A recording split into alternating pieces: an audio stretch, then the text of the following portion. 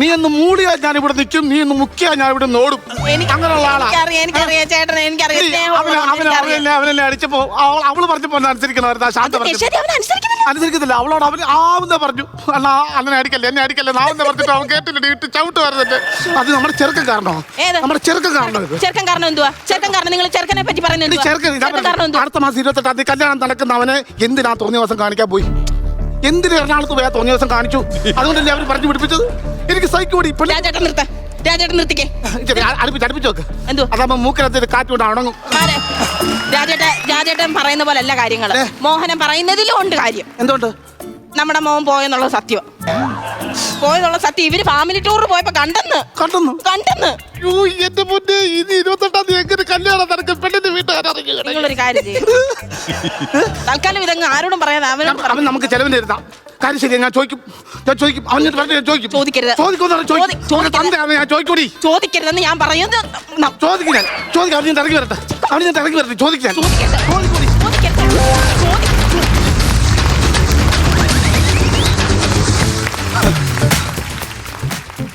Happy father's day. Thank you. ഇതെന്നാ പനിനീർച്ചാമ്പങ്ങ പോലെ മൂക്കിരിക്കുന്നത്? അറിയാതെ സംഭവം. അറിയാതെ എന്താ സംഭവം? എന്താ ഹാപ്പി ഫാദേഴ്സ് ഡേ ആയിട്ട് എന്തോ അച്ഛന് കൊടുക്കുന്നത്? ഇന്ന് അച്ഛൻ എന്ത് ചോദിച്ചാലും കിട്ടും. അച്ഛൻ ചോദിക്കാതെയും കിട്ടി കുറെ. അത് ഞാൻ എന്താ കാര്യം? എന്താ കാര്യമൊന്നുമില്ല. എന്താ കാര്യം? എന്താ രാവിലെ അപ്പുറത്തെ മോഹനായിട്ട് എന്ന് ചോദിക്കുക, അവന്റെ മേടിച്ച് കിട്ടിയതാ. മോഹൻ തല്ലിയോ അച്ഛനെ? മോഹനം തല്ലിയോ? ഞാൻ ജീവിച്ചിരിക്കുമ്പോ മോഹൻ തല്ലിയോ? മോഹനം തല്ലിയോ? ഞാൻ ജീവിച്ചിരിക്കുമ്പോ മോഹൻ ചോദിക്കാൻ പോകുന്നല്ല. ആ കഥ കുറ്റിയിട്ട് അല്ലെങ്കിൽ അവൻ എന്നെ വന്നതല്ലോ. അല്ലെങ്കിൽ തന്നെ കുറ്റിയിട്ടേക്കുക. അല്ലെങ്കിൽ തന്നെ ഈ മോഹനോടൊക്കെ പോയി വഴക്കുണ്ടാക്കേണ്ട കാര്യമുണ്ടോ? ഒന്നാമത്തെ കാര്യം അവന് വെളിവില്ല. ഞാൻ അവനോട് എത്ര തവണ പറഞ്ഞറിയാം, വേടാ മിന്നാമിനിങ്ങിന്റെ മൂട്ടിലുള്ള LED ലൈറ്റ് അല്ലെന്ന്. എന്നിട്ട് അവൻ എന്നെ പറഞ്ഞു തോപ്പിക്കാൻ വേണ്ടി മിന്നാമിനെയും പിടിച്ച് ഇലക്ട്രീഷ്യൻ എടുത്ത് പോയവൻ അവൻ. അപ്പൊ അവൻ ആരാ മുതല്? അങ്ങനെയുള്ള അവന്റെ അടുത്ത് പോയി ചോദിക്കേണ്ട വലിയ കാര്യമുണ്ട്? എനിക്കതല്ല. ഇവ കള്ളു കുടിച്ചു കിടക്കണവനാ ഈ മോഹൻ എന്ന് പറയണവൻ. നാട്ടിൽ ഏറ്റവും വലിയ കൂടിയാണ് ഇവൻ. കള്ളു കുടിച്ചിരിക്കുന്ന സമയത്താണ് അച്ഛൻ കയറി ചെല്ലണമെങ്കിൽ അവൻ പ്ലെയറിന് അച്ഛനെ നഗരി വലിച്ചു ഊരിയിട്ട് അതിനകത്ത് ഇച്ചിരി പെട്രോൾ ഇട്ട് അച്ഛനിട്ട് കത്തിച്ചായിരുന്നെങ്കിലോ? ഇനി അതും വേണ്ട. ഒരു ബീർ കുപ്പി എടുത്ത് കല്ലിലിട്ട് പൊട്ടിച്ച് അതിങ്ങനെ കൂർപ്പിച്ച് അച്ഛന്റെ പള്ളക്കങ്ങ് കയറ്റിയായിരുന്നെങ്കിലോ?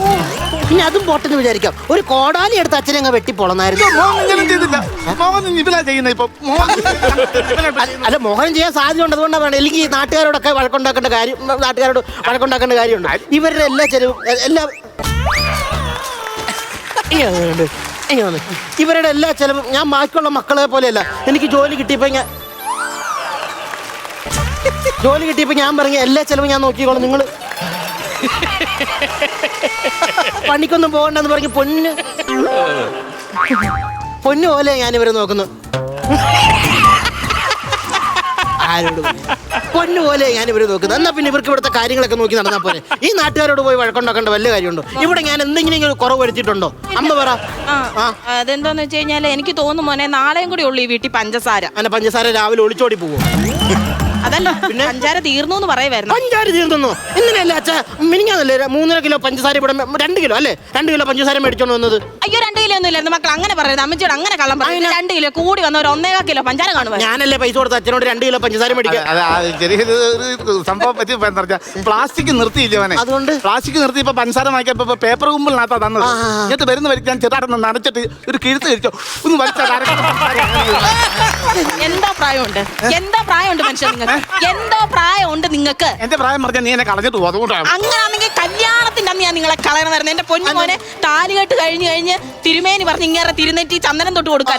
ഞാൻ ചന്ദനം തൊട്ടപ്പോഴത്തേക്ക് ഓൾറെഡി ആൾ കുറിയിട്ട് വെച്ചേക്കുന്നത്. അത് എന്തുവാന്ന് എന്നോട് പറഞ്ഞത്?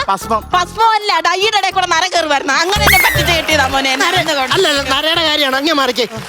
അച്ഛൻ തിന്നു പോട്ടെ. എന്നാലും 1 കിലോ പഞ്ചസാര ഇല്ല. 1 കിലോ പഞ്ചസാര പിരിവാര് വന്നപ്പോ ഞാൻ അവർക്ക് ചായട്ടു.